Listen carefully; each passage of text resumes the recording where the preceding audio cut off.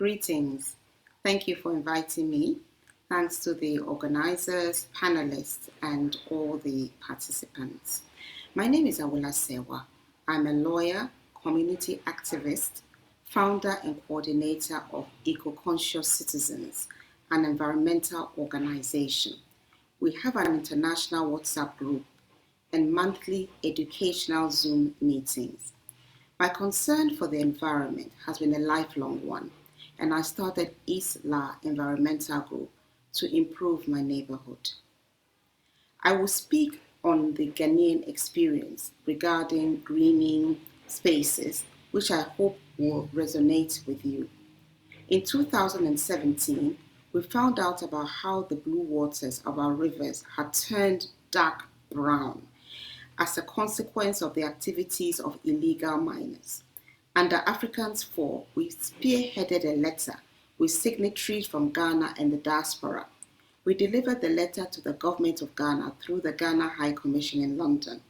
Our aim was to reverse the destruction of our water bodies.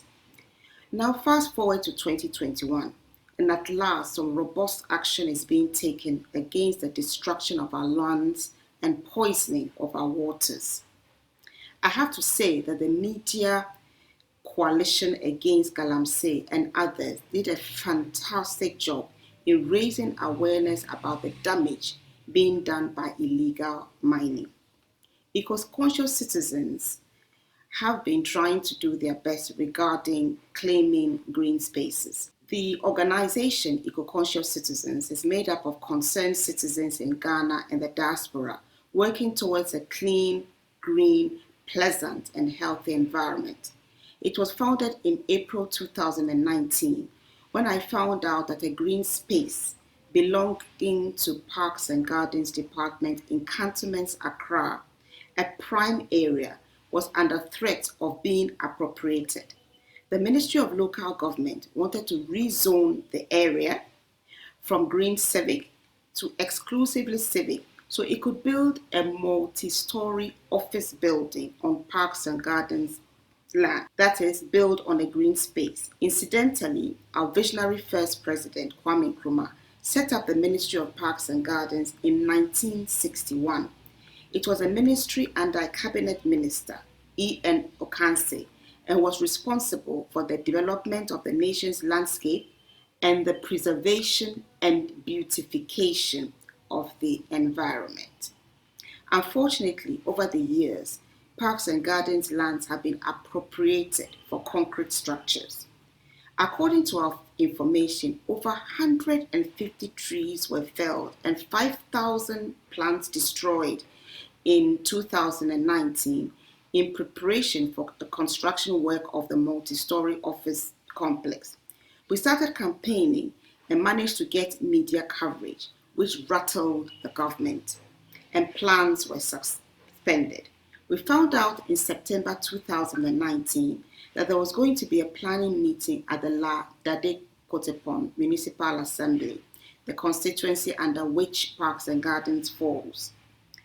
We contacted the convener of the meeting and wondered why no civil society organizations, voluntary environmental groups had been invited to the meeting. We informed the convener that we would attend the meeting. We did attend in our Eco-Conscious Citizens t-shirts, and the application to rezone was not approved. Interestingly, later on, a clandestine meeting was held and the application was approved. But our persistent media coverage and keeping the issue high on their agenda has stalled building works, and to date, no building has been built on the land. And also, according to the law, the approval would have to go through Parliament. We started a petition which was delivered to the office of the President at former Flagstaff House, now known as Jubilee House in Accra, and the Ghana High Commission in the UK. A copy was delivered to the Deputy Minister for Local Government. We are not yet out of the woods, and we are still monitoring. We write articles, which has kept the matter on the agenda. A statement on Parks and Gardens was read in Parliament on 3rd June. The rezoning, as has been said, has to be approved by Parliament, and we are lobbying Parliament not to approve it. We are talking about claiming green spaces. In May 2021, we found out that an open space by a school in La was going to be appropriated and built on. Sand had been placed on the land and building a wall had started. We asked the workmen who had authorized them to do this, and they said it was the local assemblyman. We therefore informed the municipal assembly that it was an open space which we would green in partnership with Parks and Gardens. We proceeded to start greening the frontage of the school in question, and we planted a coconut tree on the open space which was going to be appropriated. In our experience, claiming green spaces is about being proactive and turning open spaces into green spaces. It's also about actively protecting the space so it doesn't become a concrete jungle. The president of Ghana has asked us to be active citizens, and we are doing that. In fact, we're doing that even before he asked us to be active citizens. So what we do is that we identify areas which are meant or which under the plans are green spaces, and we turn them, if they're just open spaces that have not been, there's no green on them, we start greening them before they are appropriated. As we all know, green spaces are incredibly important for our health and well-being, and it should be something we all care about. We all need air to survive, and trees, as we all know, provide the oxygen we need, and they take the carbon dioxide we don't need. Unfortunately, as I've said, green spaces in prime areas are under siege from developers. They don't value green spaces and the correlation between our health and well-being. They only see apartment blocks and offices. Just to be encouraging, I have to say that we've had some success. Our intervention has stopped at least to date, has stopped the building of the multi-story office complex on Parks and Gardens land. Our presence at the planning meeting, the first one, stopped the rezoning, and now we're lobbying Parliament. We have been reliably informed that the articles and our media campaign is what has saved Parks and Gardens land from being appropriated and built on. As a consequence of our lobbying, as has been said, a statement was read in Parliament on 3rd June. We've had successes regarding Sandema in the Upper East region. There are beautiful mahogany canopy trees lining the road.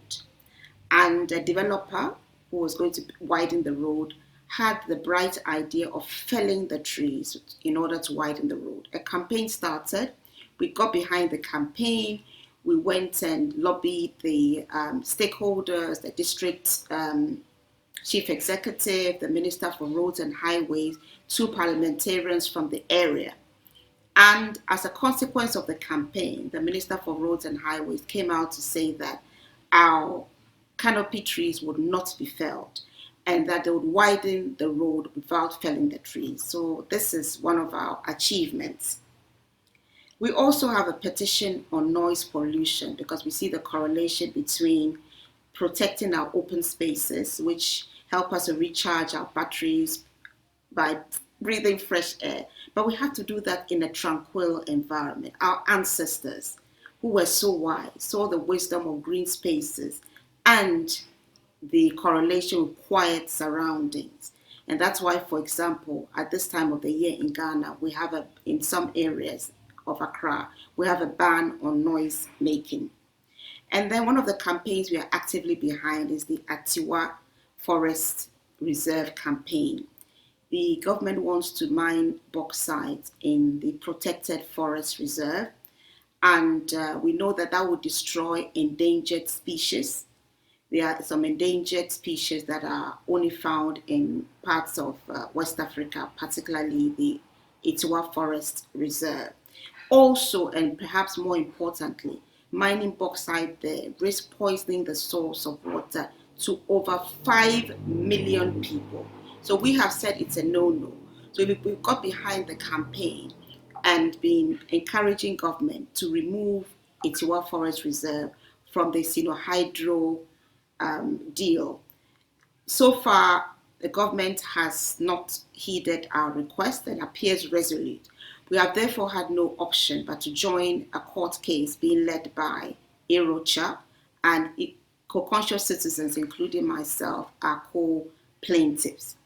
Now, I have said a lot, and I just want to end by saying that there's so many things one can do to claim green spaces, to keep parks and gardens from being built on. We started a memorial project there. We've donated 2 beautiful benches made by Ghanaian artists to the parks and gardens so that people can sit on beautiful benches as they are reflecting and communing with nature. And we've also encouraged people to plant a tree to welcome a new one into the world, and also plant a tree when a loved one exits this world. So by planting the trees, we are encouraging people to have a stake in parks and gardens. Let me end by saying that we in Ghana are blessed that our constitution makes it a duty of every citizen to protect and safeguard the environment. And that is precisely what we are doing by claiming green spaces. That is precisely what we are doing. So I just want to thank you all for listening to me and to remind us all that the Wangari Maathai, the first African lady and first environmentalist to receive a Nobel Prize, said, "It's the little things citizens do. That's what will make a difference. My little thing is planting trees." Let us all, I'm encouraging each and every one of us to keep doing our best. Together, we are making a difference. Thank you very much.